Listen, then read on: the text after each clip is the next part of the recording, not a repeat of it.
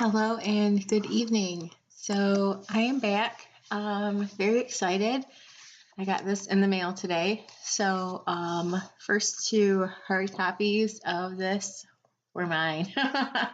But this was my Christmas present. And I got it done this time of the year to make sure that it was in time for Christmas. And there was a reason for that. In the Spotlight Volume 3 in the beginning. In the Spotlight Volume 1 was Departure, Desolation, Delusion, and that went through 2 Thessalonians 2, 1 through 12. And in the Spotlight Volume 2 was The Nation Born at Once, and that was the chapter of Isaiah 66. And in the Spotlight Volume 3 in the beginning goes through Genesis 1 through 3, the whole of it. But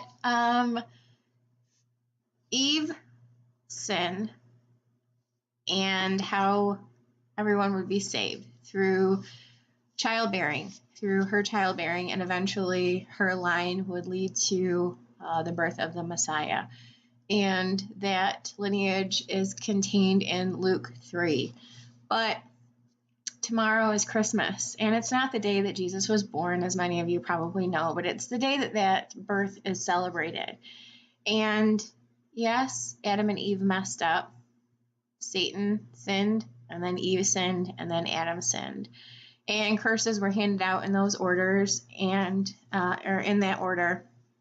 And Eve's was that she would have pain in childbearing, but that the child that would come through her line, through that painful childbearing, would crush the head of the serpent.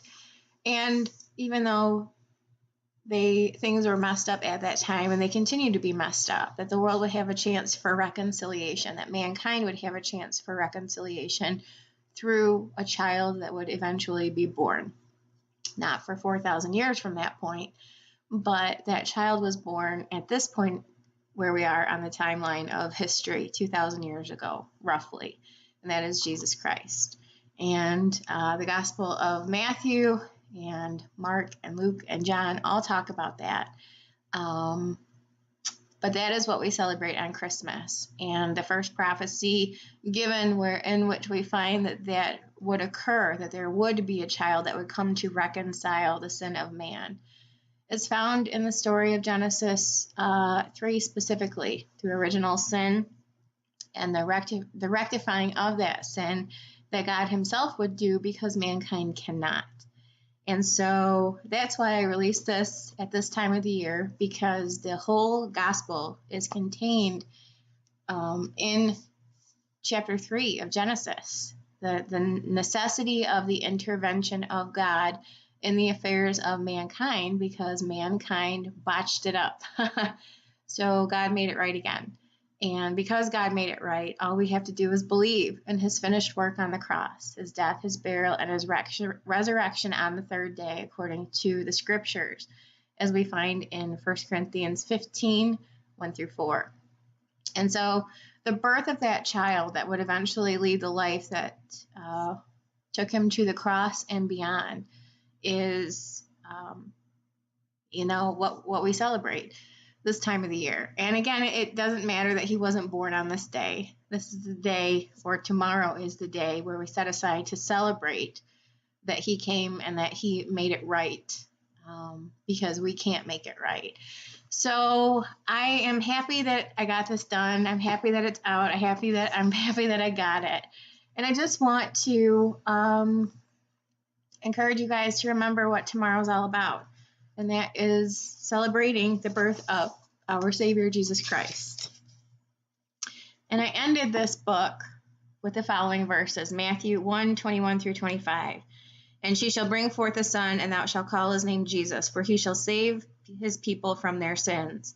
Now all this was done that it might be fulfilled, which was spoken of the Lord by the prophet, saying, Behold, a virgin shall be with child, and shall bring forth a son, and they shall call his name Emmanuel, which being interpreted is God with us. Then Joseph, being raised from sleep, did as the angel of the Lord had bidden him, and took unto him his wife, and knew her not until she had brought forth her firstborn, and he called his name Jesus. So that's what we celebrate tomorrow on Christmas, is the birth of our Savior, the Savior of the world, who came to save the world from sin. And that sin first occurred in Genesis 3. So that was part of the reason I wanted to do the book. And it's part of the reason I wanted to do the book this time of the year, because it all leads to one point, and that point is the birth of the Savior of the world. And that is what we find ourselves celebrating and recognizing and remembering, and having hope for a point in the future when we actually get to meet and be with him forever. So, Merry Christmas, everybody.